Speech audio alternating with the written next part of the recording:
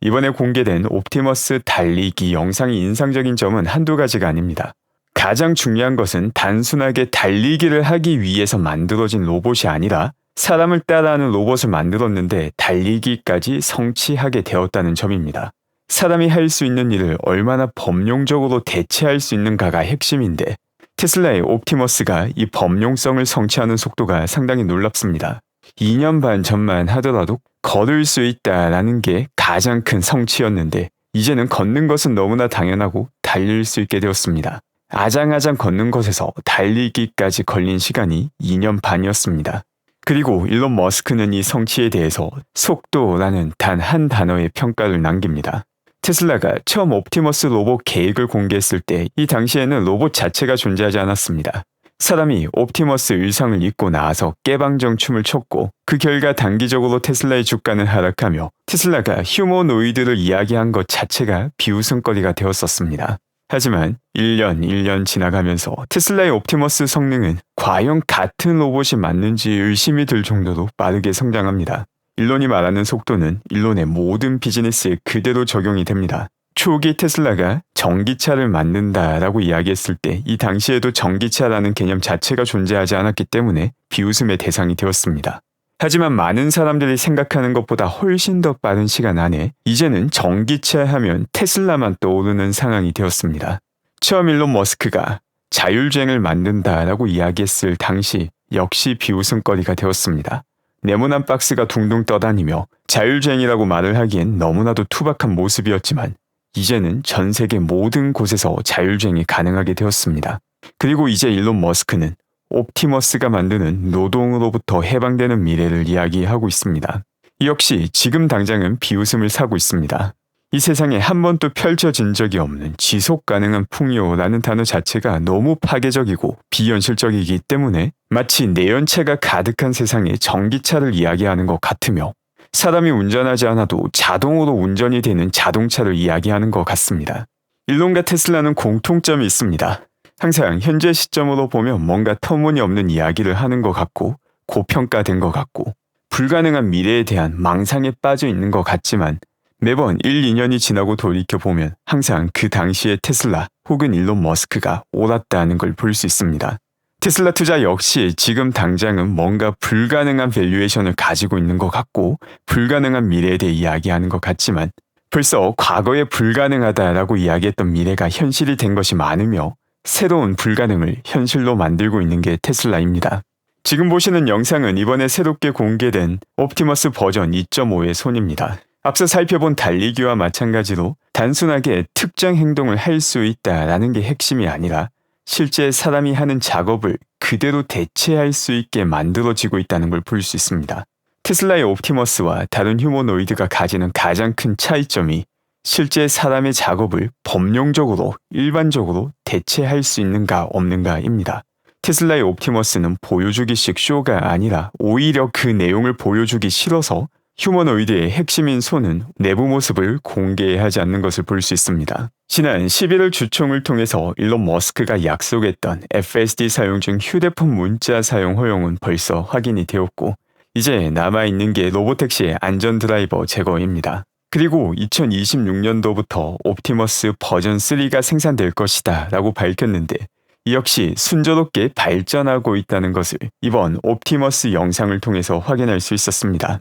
오늘은 엄청난 인기에 기간이 확대된 유럽의 FSD 동승 체험, 웨이모 로보택시의 도시 확대가 가지는 의미, 한국에서 테슬라 판매량의 폭발적인 증가, 지난 영상에서 다룬 83B의 타임라인, 테슬라의 세미트럭 등의 내용을 추가로 살펴보겠습니다.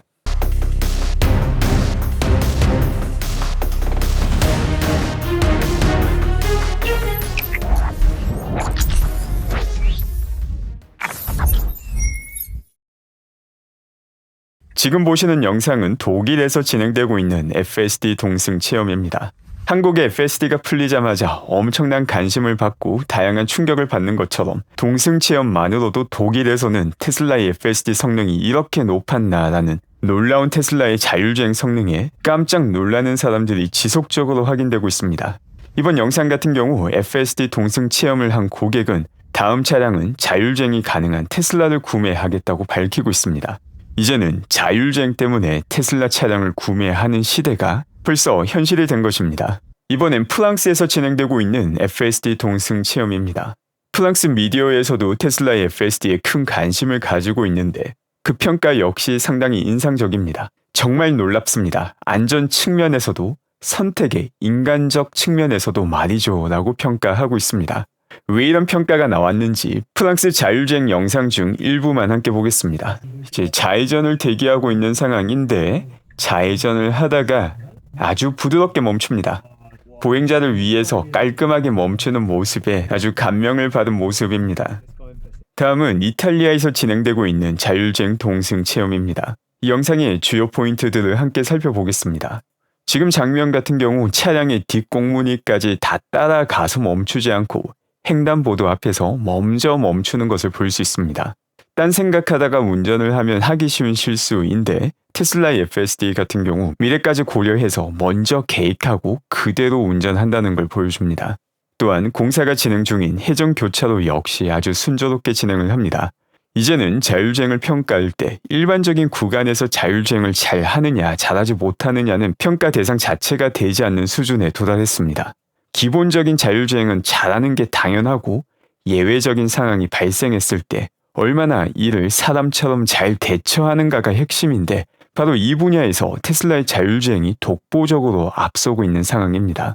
동시에 자율주행에서 가장 중요한 게 안전인데 테슬라의 자율주행은 사람보다 더 사람다운 안전을 중시하는 주행을 보여줍니다.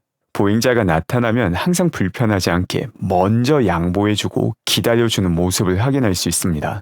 첫 시작부터 마지막 주차까지 버튼 하나만 눌렀을 뿐인데 모든 것이 자율주행으로 이탈리아에서도 완벽하게 진행되고 있습니다. 하나의 소프트웨어를 통해서 전 세계 모든 국가에서 운전이라는 노동을 해방시킬 수 있게 만든 것이 테슬라의 FSD입니다. 그 밖에 안전과 직접적으로 연결되지는 않지만 조금 더 부드러운 주행을 보여주는 모습도 확인할 수 있습니다. 과속 방지턱이 있으면 충분히 속도를 낮추는 모습을 확인할 수 있으며 도로에 포트홀이 확인될 경우 이를 피해서 주행하는 모습 역시 확인할 수 있습니다. 이처럼 테슬라의 FSD가 유럽에서도 완벽한 주행을 보여주다 보니 동승 체험에 대한 인기는 하늘을 찌르고 있습니다.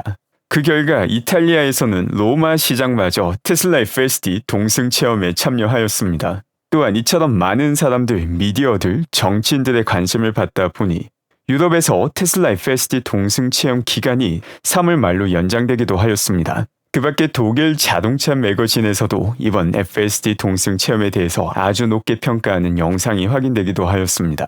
이 모든 내용은 그동안 일론과 테슬라가 자율주행이라는 본질적인 기술에 초점을 맞추고 그 기술을 완성하였기 때문에 나타나는 자연스러운 현상입니다. 미디어를 통해서 대중 눈속임을 하거나 혹은 정치인들과 샤바샤바하며 본인에게 이득이 되는 정책을 만들고자 한 것이 아니라 가장 핵심인 기술에 초점을 맞췄기 때문에 일어나는 일입니다. 그 밖에 웨이모의 로보택시 역시 다양한 도시로 확대가 되고 있습니다. 웨이모는 메릴랜드주의 볼티모어, 미주리주의 세인트루이스, 펜실베니아의 피츠버그와 필라델피아로 로보택시를 확대한다고 밝혔으며 또한 오늘 텍사스 댈러스에도 로보택시 서비스를 확대한다고 밝혔습니다.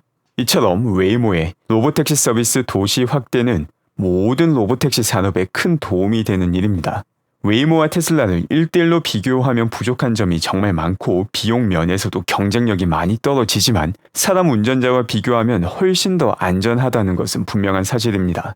예외적인 상황이 발생했을 때 사람은 반응 속도 자체가 느리기 때문에 이 지연된 반응 속도 때문에 사고가 날 가능성이 훨씬 더 높습니다. 하지만 컴퓨터가 주행을 할 경우 문제가 생기자마자 바로 반응을 하기 때문에 더 큰 사고로 이어질 가능성 자체가 크게 줄어들게 됩니다. 자율주행 시대는 벌써 시작이 되었으며 이 시대의 문이 활짝 열리고 난 다음에 가장 핵심이 되는 지표는 마일당 비용이 되게 됩니다. 현재 웨이모가 하고 있는 일은 이 시대가 활짝 열릴 수 있도록 자율주행 시대의 문을 여는 데 기여를 하고 있는 것입니다. 문이 활짝 열리고 난 다음에 마일당 비용이라는 지표에서 테슬라와 경쟁을 하게 되고 이 단계에서 테슬라와의 경쟁에서 패배하며 자연스럽게 사라지게 될 가능성이 높지만 자율주행 시대의 문을 빠르게 열어주고 있다라는 점은 분명 웨이모가 자율주행 시대에 크게 기여하는 것 중 하나입니다. 그리고 지금 이 순간 또 테슬라의 로보택시는 조금씩 확대가 되고 있습니다. 지금 진행되고 있는 확대는 안전 드라이버 제거를 앞두고 하나의 예행 연습의 성격이 강하다라고 생각합니다. 일론 머스크는 연말까지 안전 드라이버가 제거될 것이다 라고 밝혔으며 안전 드라이버가 제거되는 순간 수백 대의 로보택시가 매일마다 증가하는 모습을 볼 수 있게 될 것입니다.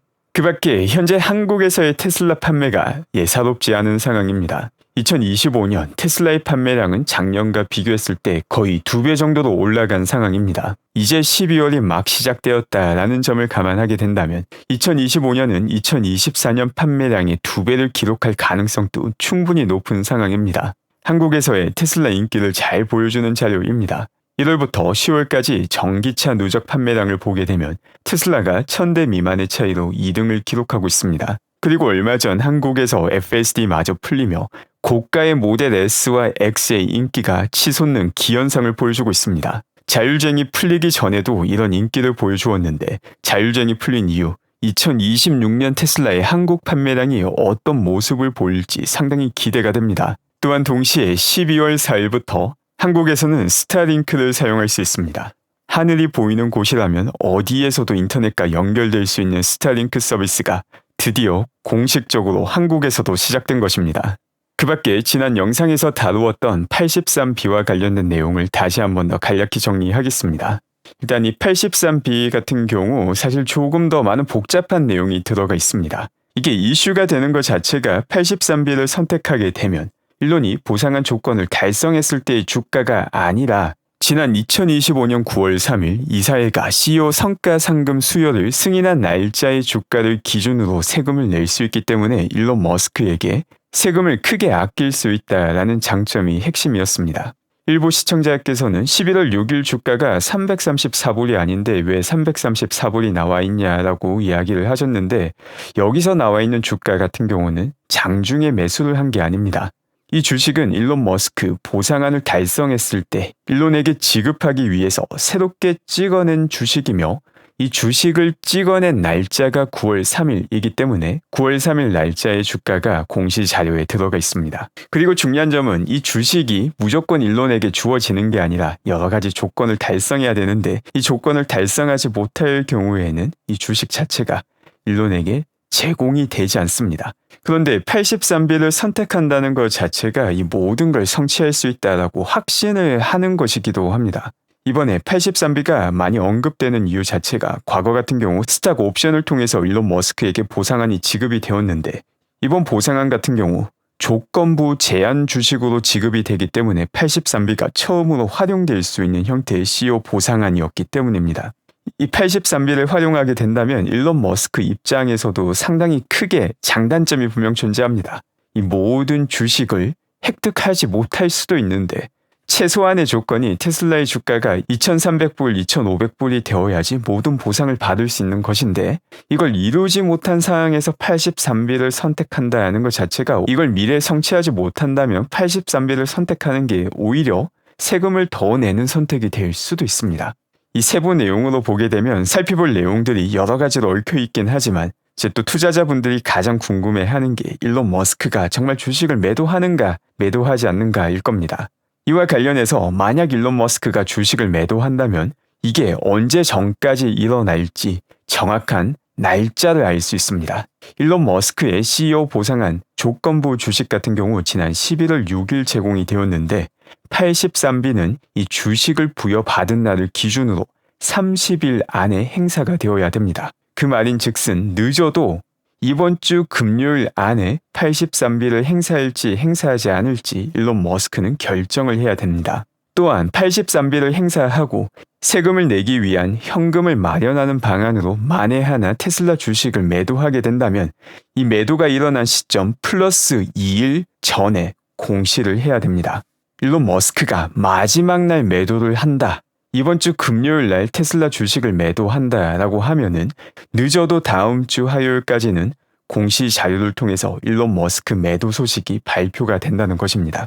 이번 83B와 관련해서 일론 머스크가 83B를 행사할지 행사하지 않을지는 공시 발표 자료 대상이 되지 않습니다. 이건 개인의 세금과 관련된 내용이기 때문에 공시가 되지 않지만 만약 일론 머스크가 83B를 선택하고 여기서 발생하는 세금을 마련하는 방안으로 테슬라 주식을 매도한다면 늦어도 다음 주 화요일까지는 공시 자료를 통해서 이를 확인할 수 있게 된다라는 게 핵심입니다. 다만 일론 머스크가 실제 83B를 행사할지 그리고 만에 하나 행사한다 하더라도 테슬라 주식을 매도해서 현금을 확보할지는 알 수 없는 영역이고 개인적으로는 가능성이 낮은 이벤트라고 평가합니다. 테슬라의 세미트럭 공장 역시 순조롭게 진행 중입니다. 이번에 새롭게 재설계된 테슬라 세미 같은 경우 적재 용량이 증가하며 자율주행을 위해 설계가 된 것으로 알려져 있습니다. 총 주행거리 같은 경우 500마일이 가능하며 충전 역시 1200kW로 가능한 것으로 알려져 있습니다. 일반 차량의 자율주행만으로도 세계가 뒤집히고 있는 상황인데 테슬라의 세미마저 자율주행이 시작되게 된다면 물류산업 전체가 테슬라를 중심으로 재편되는 미래를 볼 수 있게 될 것입니다. 오늘도 함께 해주신 분들 감사드리며 언제나 건강하고 행복한 하루 되시기 바랍니다.